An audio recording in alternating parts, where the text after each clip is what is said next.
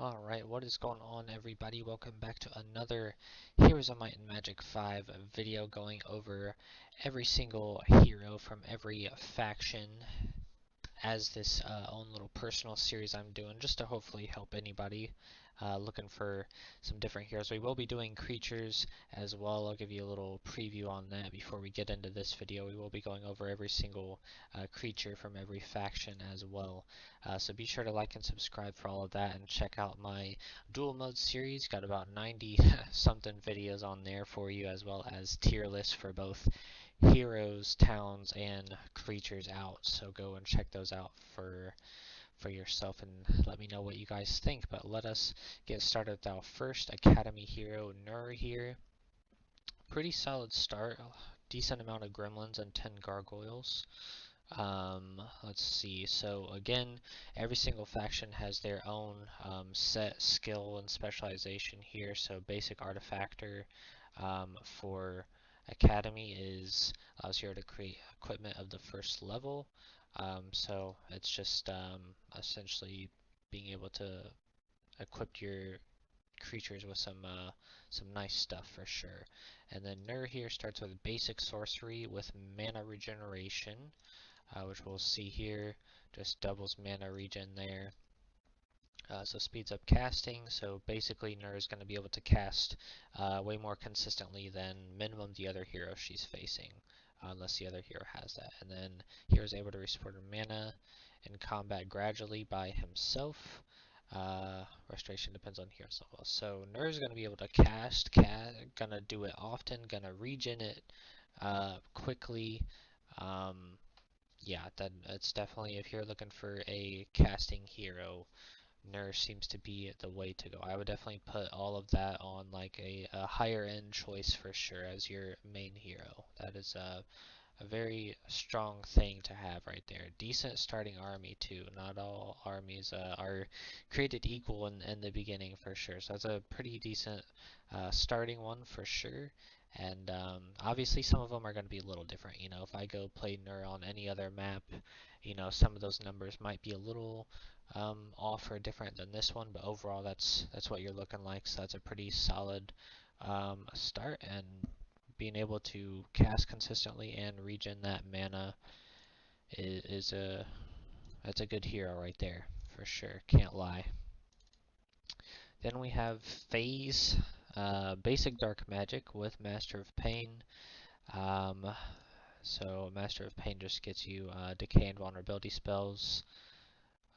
So the casting costs more, but they obviously do better.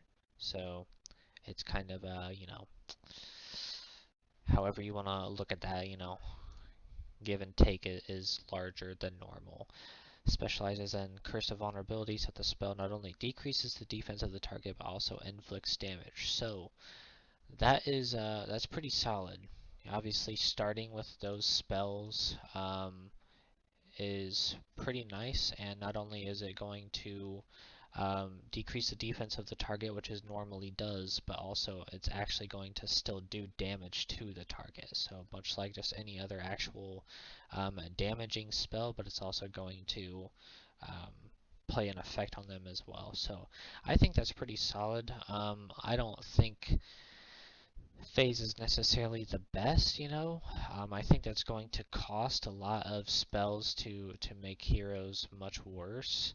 At the same time, because the casting cost is doubled, it's going to be a strong early fight, but then it's kind of going to wear off. Obviously, you can spam, you know, just one hero, or I'm sorry, one creature, and kind of make that maybe a little bit better. But um, yeah, it's kind of that's kind of mid for me. I think there's definitely some better Academy choices. And again, I feel like Academy starts with some pretty solid early game starting armies. It's a pretty nice one. So Phase kind of like mid lower end for me. And then we have the Gremlin Master here. So I actually personally I like gremlins. I think they're very useful, and you start with a ballista and ammo cart, which is pretty huge. to start the game with, for sure. But at the same time, having what 20, 30, or 60, 70, so almost 80 gremlins to start, and then the first thing you can build is some more. So you're going to start with damn near 100 gremlins like day one if you want to, which I think is a very, very solid start. You know, you want a big, solid starting guy. He's definitely your man. And starting with basic war machines and already having the ballista and ammo cart in that to start you as well is super useful in the beginning. You know, you're not going to run out of shots with your gremlins pretty much ever unless it's a massively long fight. And same with starting with the ballista, you're going to be able to pick that up as well to then control it very early on, which is nice. And then again, like we've seen for every single faction, any hero that is the creature master of whatever kind, they get +1 to their attack and defense for every 2 levels of the hero. So gremlins are only going to get better, which that's not a huge thing. Like, gremlins aren't necessarily great units. They're solid tier 1 units for sure, and I think the usefulness definitely comes from the upgraded gremlin. Being able to repair the golems, that's my personal favorite. The saboteur I think is pretty mid, but the repair gremlin, him being better, and starting off with ammo cart and ballista, I think Havez here is a very minimum. He's a very strong starting hero. If you need a strong start, that's where you struggle at, or you just want a very strong start. I think he's a good choice for you for sure. Definitely not bad minimum. Razzak here is Mr. Golem hero. So starting off with about almost 20 golems, but golems are definitely solid units for sure. Starting off with the basic defense and vitality, so melee damage to your creatures is decreased, and then vitality increases hit points of them, so you know, they're just they're stronger, but then again, +1 to their attack and defense for every 2 levels of the hero. Golems are definitely solid tier 3s, especially because they have some magic resistance as well built in, so that's super nice. Yeah, so Razzak he's okay. I think he's a solid choice, but maybe not your main hero. Which, you know, the same could be said for Havez that we just saw. But basic defense is always good no matter what, and there's definitely some things you can do for basic defense, much like we see protection here against magic as well. So I think he's solid. I think there's some better choices maybe, but definitely not a bad choice by any means. Golems are good. He's got some basic defense which is going to help you, so definitely not bad. Nathir, again, pretty normal, decent starting army here for Academy. First destructive magic we're seeing with fire as well. So fire-based spells are going to be better. Creatures affected by these. Ooh, and minus defense penalty. So that's pretty good. We're gonna have some increase when casting fire-based spells. So yeah, they're casting fireball, meteor shower, things like that, firewall even. It's gonna be pretty devastating using this guy. I think it's an okay thing. I think it's gonna. I don't know.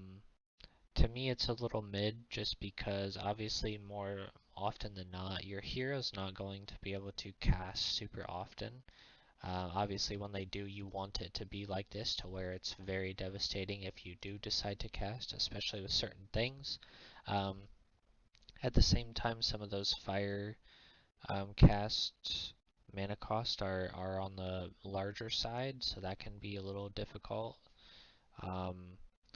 So I think, you know, again, if you're going for a magic type um, hero and you want to do a lot of damage, then Nathir is definitely a solid choice for sure. You just got to make sure you get the right things. Definitely not too bad. Personally, I've always been more of a might person because more often than not, magic is only helping your hero, which again, it can be very good, but you and your hero are only going to get to go so many times in any given fight compared to your creatures are, there's at most 7 creatures compared to your one hero. Like they're all going to go more, so having them be better to me is more useful than your hero be better.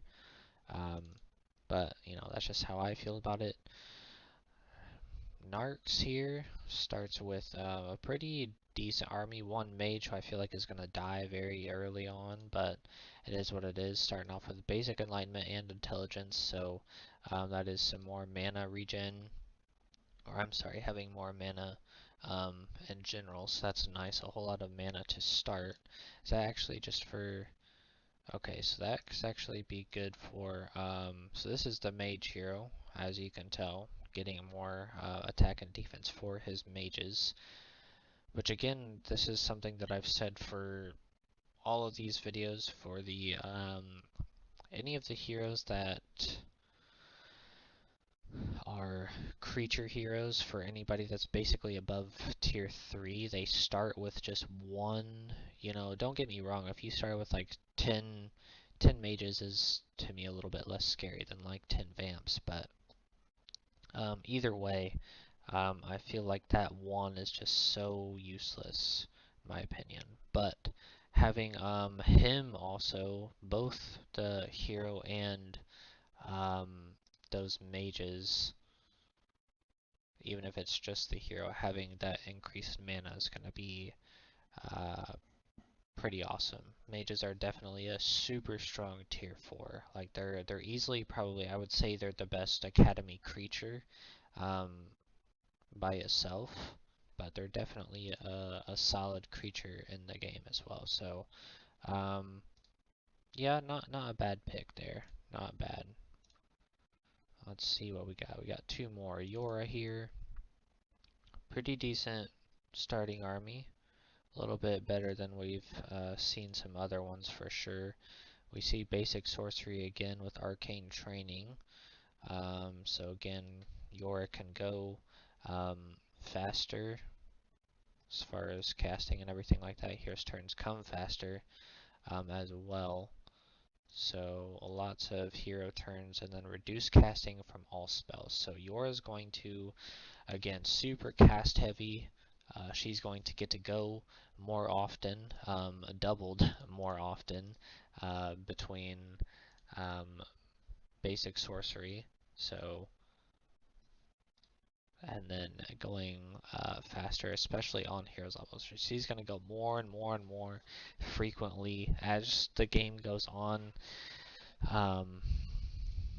And then, yeah, then having those costs of her spells reduced by 20% is going to be pretty nice. And there's obviously other things you can do to decrease that as well. So that's going to be super devastating. Or even do kind of the opposite of going, you have that minus 20%, so then getting a skill that doubles the mana cost but makes it more devastating. That's actually going to be only 30% more, or I guess would that be right? I don't know. It won't be as devastating to have it cost double because you'll have the 20% reduced casting. So I think Yora is a solid choice. Solid choice for sure. Definitely not bad at any point in the game. Having your hero go more often is always nice, whether she's able to cast or not. Obviously, heroes do a pretty decent amount of damage, just basic attack to creatures as well. So aside from that, she's going to be able to cast a shit ton and pretty decently well. And then Galib, I think Galib is definitely one of the best academy heroes in the game. Pretty normal basic starting army we got here. With basic luck, so we got Magic Mirror, which we're going to get into that, and then Galib is our one and only Academy hero with a specialization double here. So we will get Spell Twister, which is the Magic Mirror. So every damaging or cursing spell cast by the enemy has a chance to be randomly reflected to some other target, including enemy units.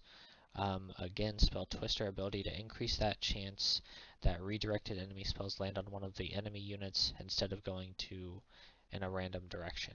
So essentially, anytime you're casting something against Galib, it has a good chance to go on your own creature, which I think is super strong. Whether you're facing a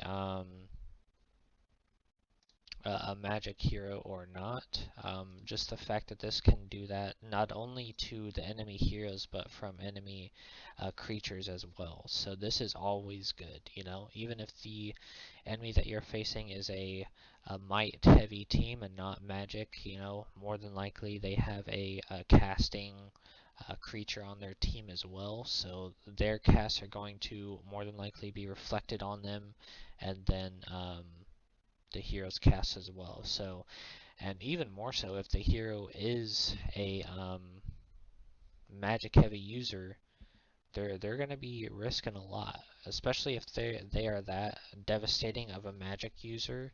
You know, they have a whole lot of spell power, a whole lot of spell damage, or anything like that. You know, like earlier with Nathir that does, you know, increased fire damage. You know, he does that, it gets reflected onto his creatures. That's going to be massive devastation, you know, that he caused on himself. So Galib is a very nice and safe pick and very anti-magic for sure.